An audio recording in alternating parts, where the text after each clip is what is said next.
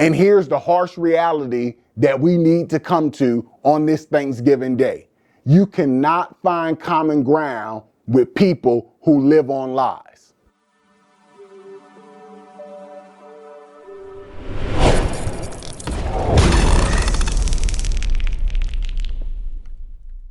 Welcome back to another episode of Facts Over Feelings, brought to you by Support Our Shields, where we cut through the noise and get straight to the truth. And today, I'm exposing how far the left will go to twist a tragedy into a political weapon. On yesterday, 2 National Guard troops serving outside of the White House was ambushed and shot in cold blood. As of this video, both soldiers are alive but in critical condition at a DC hospital. And make no mistake about it, we know for sure now that this was a targeted attack on men wearing our nation's uniform. And sadly, but not surprisingly, instead of standing with our troops, the mainstream left-wing media jumped straight into damage control and straight into blaming who else? President Trump. They even went as far to claim the troops shouldn't have been there. And they said seeing military uniforms on the street makes civilians nervous. And listen at this fool. Through the Secretary of Defense is creating units, official military units, to quite frankly, watch the American people. And that's the thing that is absolutely abhorrent. It reminds me so much of what happened in Germany in the 1930s. I'll say it again. Donald Trump's mass deportation system makes me think of what a modern day slave patrol would look like. Slave patrols were armed groups empowered by the government to control, intimidate, and terrorize people solely based on color. That's what's happening now. Donald Trump is sending mass agents without warrants into communities of color to terrorize the people who live there.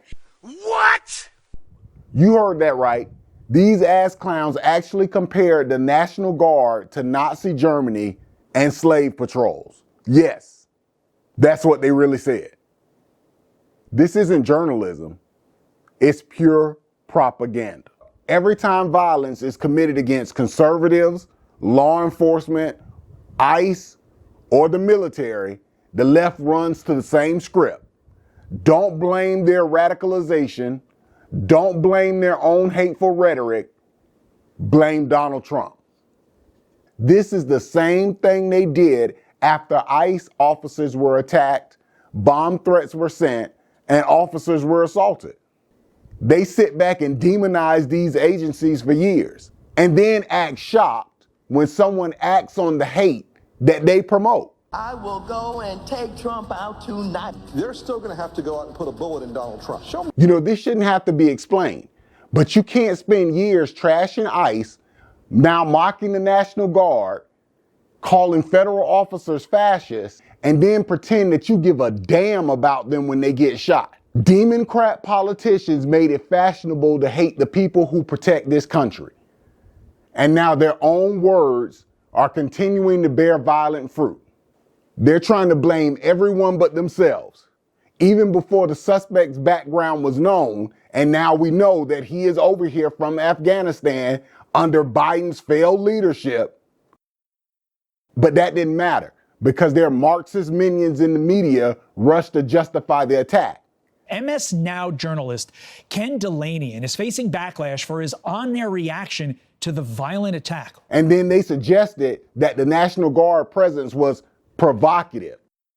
But this is why people like me speaking out is so important, because everywhere the National Guard has been deployed, it is in Democrat-ran cities, what I call blue hellholes, where the majority of the people look like me. And they are the ones suffering under their failed, soft-on-crime, pro-illegal immigrant policies. You got the kids back outside on their bikes, the lawnmowers back going, the dogs back barking. Memphis is looking real good out here, man.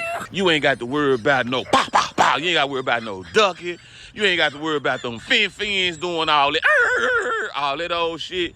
Man, it's beautiful. Hey, Tag Force, keep doing what you're doing. Hey, Trump, y'all keep doing what you're doing. National Guard, y'all keep doing what you're doing. Hey. I think the citizens of Memphis want to hear that the task force no matter who the task force is comprised of, is going to be here as long as possible. And I'm hoping to hear from AG Bondi that they don't plan to leave anytime soon, Alex.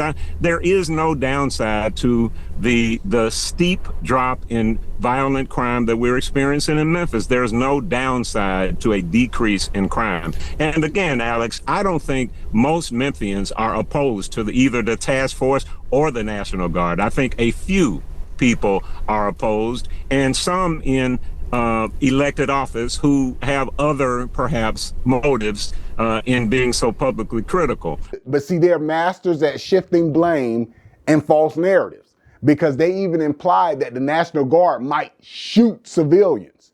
People in law enforcement, people in uniform military get nervous, get stressed, shoot at American civilians. It is a very, very stressful situation for these law enforcement and for the communities on the ground. And that was only to spread fear on purpose. That's not reporting. That is excuse making for political violence. And behind closed doors, that's what I'm suggesting that many of them want. And here's the harsh reality that we need to come to on this Thanksgiving Day. You cannot find common ground with people who live on lies. You cannot reason with a movement that demonizes patriotism and calls defending the country oppression. It won't work. Because to race-baiting poverty pimps like this, truth is whatever hurts President Donald Trump, and hate is whatever helps their agenda. You can't negotiate with people who think that truth is optional, because the stone cold fact is that this attack on these two National Guard soldiers wasn't just an attack on them. It was an attack on America, on our stability, and on our national security, and to the security of all men and women in uniform. And you got to see another clear example that instead of unity, the left responded with lies, spin, and blame shifting. It is all they know how to do. Time and time, they show us exactly who they are.